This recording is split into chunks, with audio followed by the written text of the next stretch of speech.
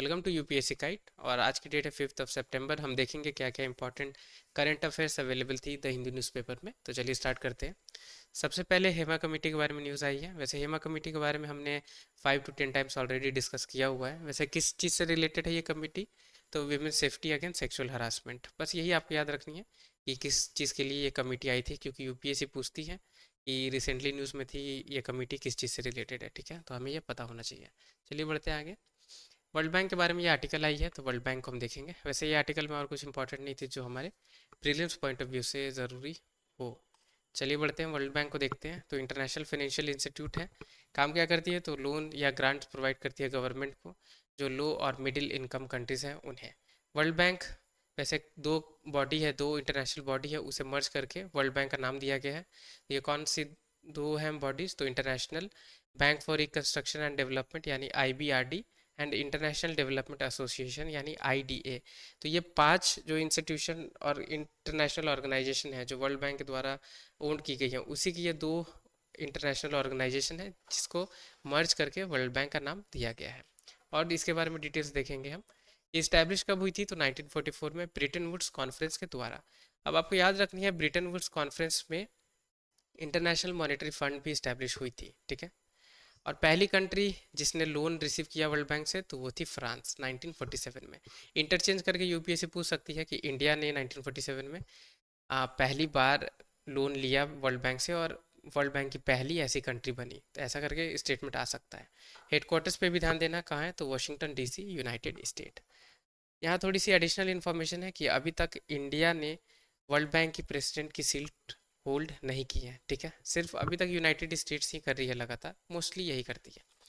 अब बढ़ते हैं आगे। वर्ल्ड बैंक ग्रुप में ये 5 इंटरनेशनल ऑर्गेनाइजेशन है।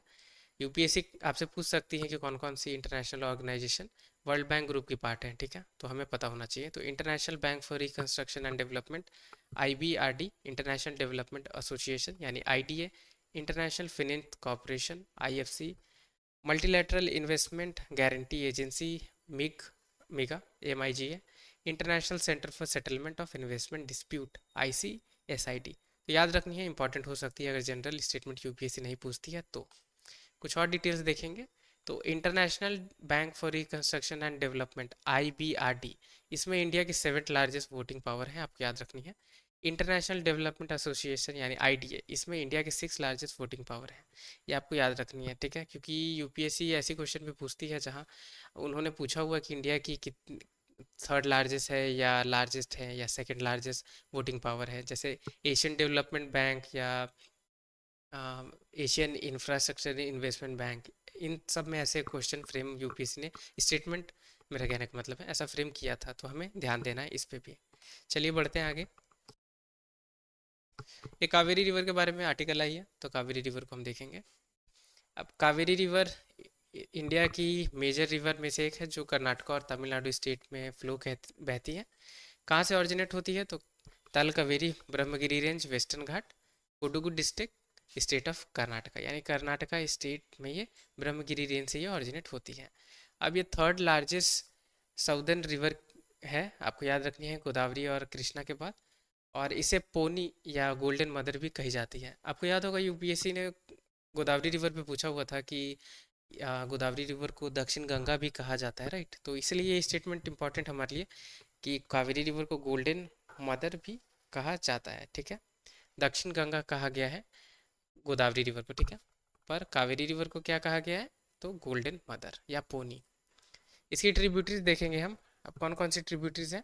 तो लेफ्ट राइट आपसे यूपीएससी पूछ सकती है, या तो जनरल स्टेटमेंट पूछ ले, यानी इन दोनों में से मिक्स करके आपसे पूछ ले कि कौन कौन ट्रिब्यूटरी है कावेरी रिवर की। तो लेफ्ट बैंक कौन कौन है? तो हिरांगी, हेमावती, सिमसा, अर्कावती, साराभांगा और त्रियुमनी मुधारू। राइट बैंक कौन कौन है? तो लक्ष्मण तीर्था, कबानी, भवानी, नोयाल, अमरावती और मोयार। तो इंपॉर्टेंट है, ट्रिब्यूटरीज आप जरूर याद रखें क्योंकि यूपीएससी पूछती है। या तो बेसिक आपसे पूछ ले, या तो जनरल स्टेटमेंट में दोनों ट्रिब्यूटरीज को मिक्स करके पूछ ले, या आपसे स्पेसिफिकली पूछ ले लेफ्ट बैंक राइट बैंक। तो यही 3 तरीके हैं जिससे यूपीएससी रिवर्स पे क्वेश्चन फ्रेम करती है। चलिए बढ़ते हैं आगे। ये मैप में हम देख सकते हैं, यहाँ से तालकावेरी से ऑरिजिनेट होती है कर्नाटका से, ये बहते तमिलनाडु में आती है, फिर यहाँ से बहती है बंगाल में एंड हो जाती है। आपको याद रखना है सिर्फ 2 ही स्टेट में ये बहती है। यूपीएससी आपसे पूछ सकती है कि ये 3 स्टेट में फ्लो करती है, जैसे कि कर्नाटका आंध्र प्रदेश तमिलनाडु दे दे या कर्नाटका केरला तमिलनाडु दे दे, तो ऐसे कंफ्यूज कर सकती है आपको। चलिए बढ़ते हैं आगे। अब ये एक न्यूज़ आई है जहां प्राइम मिनिस्टर हमारे इंडिया के ब्रूनेई कंट्री के विजिट पे हैं। वहां इन्होंने आसियान के बारे में बात की, दोनों कंट्रीज़ ने, इंडिया प्रायोरिटी फॉर आसियान। तो हम आसियान के बारे में देखेंगे क्योंकि बॉडीज़ वगैरह पूछती है यूपीएससी। तो the association of south east Asian nation यानी आसियान। अब ये पॉलिटिकल इकोनॉमिक यूनियन है 10 स्टेट यानी 10 कंट्री की, जो है साउथ ईस्ट एशिया में, आपको याद रखनी है। अब जनरली क्या है कि आसियान में फास्ट ग्रोइंग इकोनॉमीज ही इसकी मेंबर्स हैं। हेडक्वार्टर्स का है जकार्ता इंडोनेशिया, याद रखनी है, यूपीएससी हेडक्वार्टर्स पूछती है।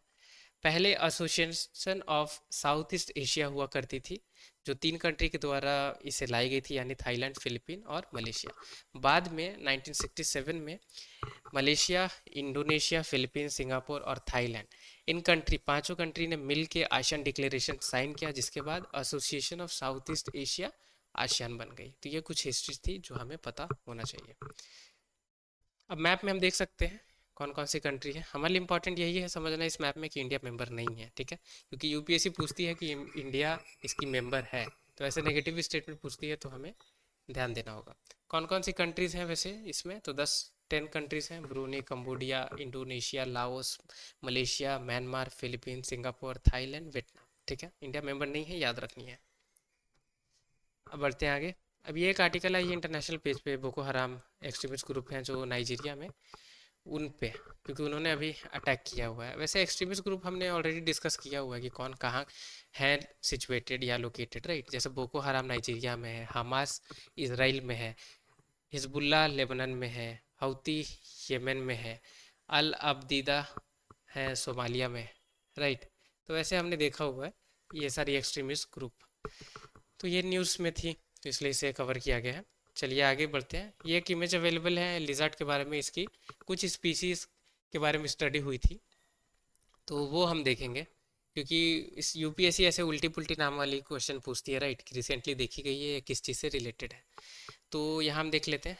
एनोलिस स्टेटुलस, एनोलिस एवरमनी, एनोलिस क्रूगी, एनोलिस गुंडलाची, एनोलिस क्रिस्टेलस। तो आपको याद रखनी है, ये लेजर्ट की स्पीसीज है। तो मैं आपको एक ट्रिक बताता हूँ, ये पूरी इतनी नाम आप याद नहीं कर पाएंगे, बस आप एनोलिस करके याद रख ले, ठीक है, कि एनोलिस किस चीज़ से रिलेटेड है। तो ये लिजार्ड की स्पीसीज है, क्योंकि यूपीएससी पूछ सकती है कि एनोलिस स्टेटुलस देखी गई है न्यूज़ में, ये किस चीज़ से रिलेटेड है, तो वहाँ लिजार्ड, फसिल या इन्वेजिव स्पीसीज, राइट, या बटरफ्लाई, ऐसा कुछ करके दे सकती है, इसलिए ये पता होना चाहिए। Thank you so much. आज की वीडियो में इतनी ही इंपॉर्टेंट करेंट अफेयर जो यूपीएससी ओरिएंटेड थी वो अवेलेबल थी। वीडियो अगर आपके लिए यूज़फुल रही हो या आपने इन्फॉर्मेशन गेन करी है तो लाइक ज़रूर करें।